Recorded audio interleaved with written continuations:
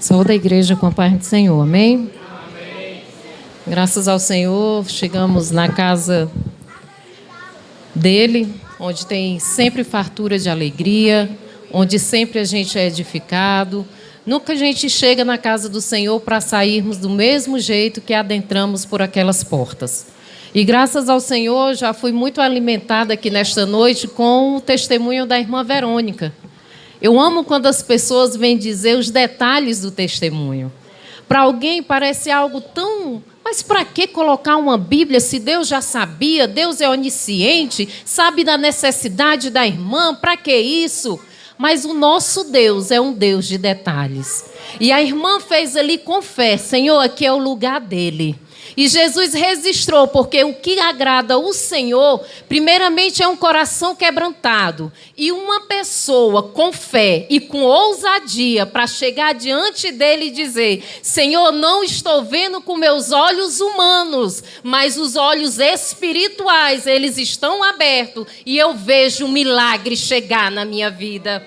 E eu me alegrei muito, irmã Verônica, me emocionei, eu disse: Jesus, mais uma para a minha coleção, Senhor, eu vou começar a exercitar assim também. Porque, irmãos, quando a gente chama o Senhor para a guerra, aí os resultados são diferentes. Não é mais da forma como a gente pensa, mas o pensamento de Deus, ele começa a ocupar a nossa mente. E foram 120 dias de luta travada.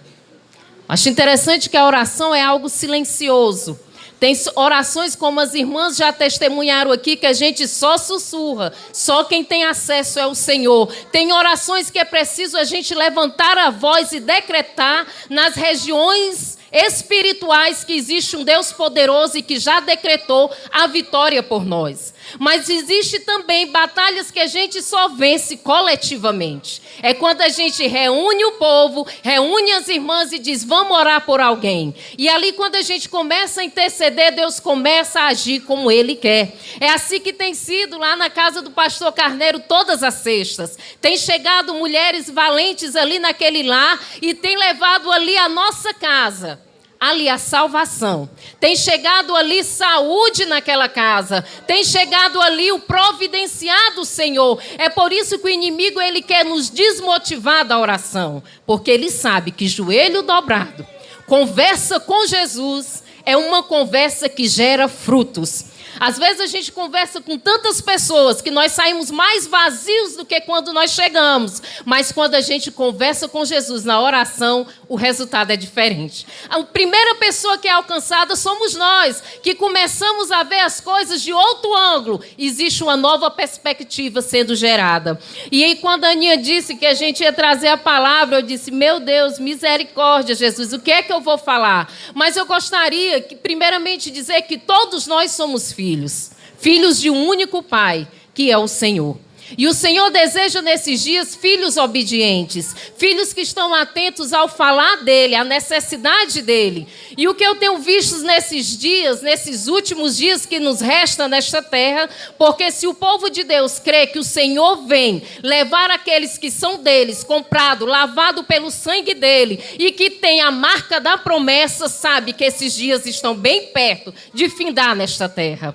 E quando eu fico pensando nesses dias, tanta violência, a gente tem visto pai contra filhos, filhos contra pais, irmãos contra irmãos, tantas coisas que a gente entristece realmente o coração e a gente até às vezes questiona: Senhor, o que é isso? Onde é que vai parar essa humanidade? Mas nesta noite, como filhos obedientes, o Senhor tem uma palavra, o Senhor tem uma ordem ao nosso respeito, e esta ordem é que se a gente perseverar na palavra do Senhor, certamente nós faremos parte da herança do Senhor. Verdadeiramente nós estaremos naquele dia. E eu gostaria que os irmãos abrissem em Efésios capítulo 6, do 1 ao 3. Por favor, se alguém encontrou aí, já lê, algum irmão, bem rapidinho, que as horas estão passando rápido, para a gente concluir aqui dentro do tempo. Efésios, capítulo 6, versos 1 ao 3. Vou ler aqui. Vós, filhos, sede obedientes a vossos pais no Senhor, porque isto é justo. Honra teu pai e a tua mãe, que é o primeiro mandamento com promessa, para que te vá bem e vivas muito tempo sobre a terra. Sabe quem está dizendo isso daqui? Não é um homem. É o próprio Senhor que formou céus e terra. Ele está dizendo para nós: honra teu pai e tua mãe, que é o primeiro mandamento com promessa. Você quer que as promessas de Deus te alcancem nesta terra? Então começa aí a honrar teu pai e a tua mãe. A honra, irmãos, é algo que nasce primeiramente no Senhor. E a gente precisa estar bem atentos a isso. Numa geração onde se é dito todos os dias aos filhos: vocês não precisam dos pais, não há necessidade, para que esse hábito de pedir a bênção ao pai ou à mãe? Não, você não precisa disso. Ei, a gente não pode remover os marcos antigos da nossa vida. A gente precisa estar bem balizado na palavra, e todos os dias a gente tem que ter este ato: a benção pai e a benção mãe. Porque todas as vezes que eu adentro a casa de meus pais, a primeira coisa que eu faço é: a benção pai, como foi a noite? Dormiu bem? E ele diz: dormi muito bem. Chego para minha mãe e peço a benção a ela, porque eu creio que este casal tem o poder nesta terra de me abençoar. Eu creio sim que através dele as bênçãos celestiais alcançarão não só a mim, mas a geração que está comigo. Eu quero dizer a esta amada igreja: honrar pai e mãe é princípio bíblico. Se você quebrar, você está quebrando um princípio bíblico. E Deus, ele não abençoa, ele não é mentiroso. Ele não vai dizer aqui na Bíblia: é o primeiro mandamento com promessa, você quebra esse mandamento e ele te abençoa. Não existe isso. Se ele está dizendo que é para você honrar pai e mãe, é porque verdadeiramente você tem que seguir isso. Que fora deste princípio não há bênção, não há derramamento da graça de Deus sobre o seu viver. E nesses dias a gente tem visto uma geração corrompida, distante de Deus, e cada dia mais perdida. Eu sempre digo lá no meu trabalho que nós estamos dentro de uma geração mais informatizada que nós já tivemos em todas as eras. E são as pessoas mais frágeis que nós conhecemos. Se você parar para pensar, o índice de depressão não atinge só pessoas adultas, atinge crianças, adolescentes, jovens, idosos. Aí você diz assim: irmã Maiana, é algo muito forte a depressão. É verdade, ela precisa ser acompanhada. Recentemente eu passei por uma dificuldade e aí os olhos do meu entendimento foram abertos. Eu estava num culto e o irmão pegou e disse assim: irmãos, vamos ler aqui a passagem de Jesus, quando ele chama aqui os discípulos para orar. O Senhor estava tomado de uma grande angústia. E naquele momento de grande angústia, ele chamou os discípulos para quê? Para vigiar e orar. Eu lhe pergunto: as pessoas que estão com depressão, você tem vigiado e orado por elas? Ou você é como os discípulos que naquela hora de tamanha dor que o Senhor estava sentindo, eles negligenciaram? Eu quero dizer a esta amada igreja: se as coisas são difíceis quando a gente está seguindo um caminho certo, imagina quando a gente caminha a passos largos no erro. Não se esqueça, vai sim ter consequência. E cada dia o Senhor declara isso. O Senhor, ele é maravilhoso. Ele nos dá a oportunidade de escolha. O Senhor todo dia diz: escolha o bem ou o mal. E as pessoas todos os dias são multidões que têm escolhido o mal, a morte. E a morte, irmãos, sem o Senhor, é triste. Achei interessante que lá no meu trabalho um colega disse assim: rapaz, está tão quente. E a minha colega disse assim: imagina quando for ali que a Bíblia diz o inferno. E eu olhei assim para ela, eu disse: lá não vai ter pausa não. Aqui a gente toma um copinho d'água, aqui a gente tem um ar-condicionado, mas ali não haverá isso. As chamas serão eternas. Eu quero, em nome de Jesus, abrir os teus olhos do entendimento nesta noite. Honra teu pai e tua mãe, que é o primeiro mandamento com promessa, e porque é uma ordenança divina sobre o teu viver. Aos jovens que me escutam, um dia vocês serão pais. O que é que você tem semeado? Porque se tem uma coisa que é certa, é a lei da colheita. Cada dia que se passa, eu me convenço disso. Eu tenho 2 filhas. Uma é uma bênção, a outra também é uma bênção. Mas quando eu olho para a pequenininha, eu digo, eita Jesus. E minha mãe, para refrescar a memória, ainda diz assim, é você todinha. E eu olho, eu digo, eita Jesus, a colheita é certa, as minhas filhas são bênção de Deus no meu viver, mas com este exemplo eu quero te dizer, presta bem atenção no que tu está semeando, porque quando estas sementes começarem a brotar, tu vai colher tudo aquilo que você plantou, porque isto é também uma ordenança divina. Aquilo que o homem plantar, certamente ele colherá. O que é que você está plantando na sua casa? Está plantando bênção? Mamãe, eu estou plantando bênção lá na minha casa. Eu estou honrando meu pai e minha mãe e minhas filhas. Todos os dias eu digo a elas, já pediram a bênção o vô e a avó?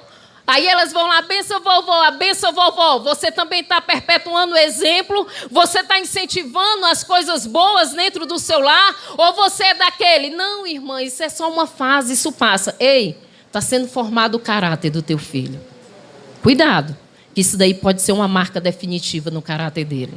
Aí depois você vai vir para Jesus e o pior. A gente chega para Jesus dizendo, ó Jesus, essa conta é tua, viu? Olha esse menino que tu me deu, essa menina que tu me deu, eles são desse jeito, tu me deu, então Senhor, ajeita isso daí. Ei, ele te deu para você cuidar. O que é que você tem feito? Tem seguido tudo que é tendência mundana, menos o que a Bíblia manda. Se tem aqui a voz do profeta dentro da casa do Senhor, que é a questão do pastor ou de algum dirigente que exerce liderança no seu viver, muitas das vezes a gente está com nossos filhos e estamos falando mal da liderança. Ei, você está acarretando maldição no seu viver. Que é isso, irmã Maiana? Tô não. Ele fez errado. Ei, deixa eu te dizer. Essas pessoinhas pequenas e esses jovens que estão aí perto de ti farão a mesma medida contigo. Quando tu quiser usar de autoridade dentro da tua casa, os teus filhos dirão, não, mãe. Mas a senhora naquele tempo fazia assim. Aprendi com a senhora. Ei, pai, o senhor foi que me ensinou esse caminho. Ei, é tempo da gente consertar nossas veredas para que nós possamos se encontrar com ele. Ele não vem pegar um povo manchado nem misturado. É um povo puro. E a cada dia que se passa, o Senhor me dá clareza que a gente tem que ter separação. É separação na forma de viver, é separação na forma de andar, porque eu vou lhe dizer uma coisa. O mundo não quer nada com Deus, mas ele fica com uma lupa de precisão em cima do crente. E se você faz uma coisa errada, ele diz, ainda é que é crente. Aí quando ele pega um crente misturado, aí ele diz, é aqui que eu vou fazer morada. Porque o crente misturado, em vez de chegar para aquele ímpio e dizer, não, mas o Senhor veio atrás daqueles que estavam doentes para poder levar saúde. Não, ele se junta com o ímpio para falar mal dos próprios crentes. Aí eu lhe pergunto, que testemunho é esse seu? O que é que você tem feito da sua vida? Você, por acaso, chegaria para essa pessoa e diria, olha, você quer ver o meu interior? Olha aqui como ele é sujo. Eu tenho este problema no meu caráter. Eu tenho estas práticas que poucas pessoas conhecem. Eu lhe pergunto, você faria isso? Não, você cobre com um pano bem grande para que ninguém tenha acesso a essa sujeira. E por que é que você expõe o seu irmão? E por que é que você faz isso com aqueles que participam do mesmo corpo, que é o corpo de Cristo Jesus nesta terra? Isso é princípio de honra também. É quando a gente vê um irmão fraco, a gente vai e cobre a vergonha daquele irmão. Mas cobre com a palavra. Chega para o irmão e diz, irmão, tem que andar assim. É assim que os filhos fazem, é assim que os irmãos devem fazer, porque todos nós somos filhos de um único Pai e todos nós somos irmãos em Cristo Jesus. Mas às vezes a gente esquece isso. Nós somos os primeiros que expõem a nudez do irmão e não somos os que cobrem. E nesta noite o Senhor quer nos incentivar a sermos filhos obedientes e aos filhos da casa do Senhor. Eu digo às vezes jovens, mas aí o jovem fica assim, mas também a lapada, o chicote quando desce é só pra gente. Parece que não tem mais nem crente dentro da igreja. Tem tanto filhos que já são pai, que já são mães, mas que não tem nenhum respeito por pai e mãe. E o pior, ainda usa a Bíblia. A Bíblia diz que deixará pai e mãe. Já deixei, então não tem essa história de dar palpite na minha vida. está quebrando um princípio bíblico. Ele não disse que quando você se casasse, deixasse de honrar pai e mãe. Mas ele disse que a gente tem que manter o padrão. E o povo de Deus é um povo que tem padrão, e um padrão elevado. E ser crente realmente é a tarefa mais difícil, porém não é impossível. Porque o primeiro que a gente tem que crucificar somos nós mesmos. O meu eu, minhas vontades e os meus querer. E é tão difícil a gente pegar o martelo, esticar o bracinho, olhar para o tamanho do prego e tacar na mão. Porque a gente pensa logo, ai meu Deus, mas vai doer tanto. É melhor tacar esse prego, esse martelo na mão do meu vizinho. Daquele irmãozinho ali é bom, porque ele está precisando. Ei, irmão, usa para você. Usa essa medida aí para você. Passa o scanner. Eu acho interessante que nesses dias eu estou até entendendo um pouco de carro. Porque o pai sempre falava do scanner, que bota o carro no scanner e vê tudo. E nesses dias eu estava pensando, rapaz, Jesus, quando pega um crente, passa no scanner dele, eu imagino lá o que é que sai. Tudo está empenado, outro está faltando, outra parte está queimada, tudo precisa de conserto. Mas nesta noite, aqui está o povo que quer ser redimido, restaurado, renovado por Cristo Jesus, o Senhor. É por isso que a gente vem à casa dele. Não é porque a gente é os melhores. Nós somos os piores tentando ser alcançado pelo melhor que é Cristo Jesus. É Ele que todos os dias adentra dentro de nós e diz, Maiana, não é esse o caminho. Maiana, não é para ir para aí, Maiana. E às vezes a gente tem uma obstinação dentro da gente. E a gente vai para aquele caminho e o Senhor diz, não, faz a curva. Faz a curva. E a gente diz, não, pode deixar, está tudo sob controle. Aí, de repente, chega os imprevistos da vida. E a gente corre para os braços de Jesus. E dobra joelho, e suplica e chora. Mas nesta noite eu quero dizer a esta igreja que em Provérbios capítulo 17, verso 6, nos diz o seguinte.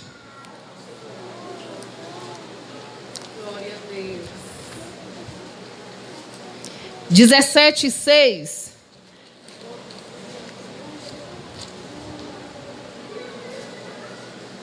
Coroa dos velhos são os filhos dos filhos, e a glória dos filhos são seus pais.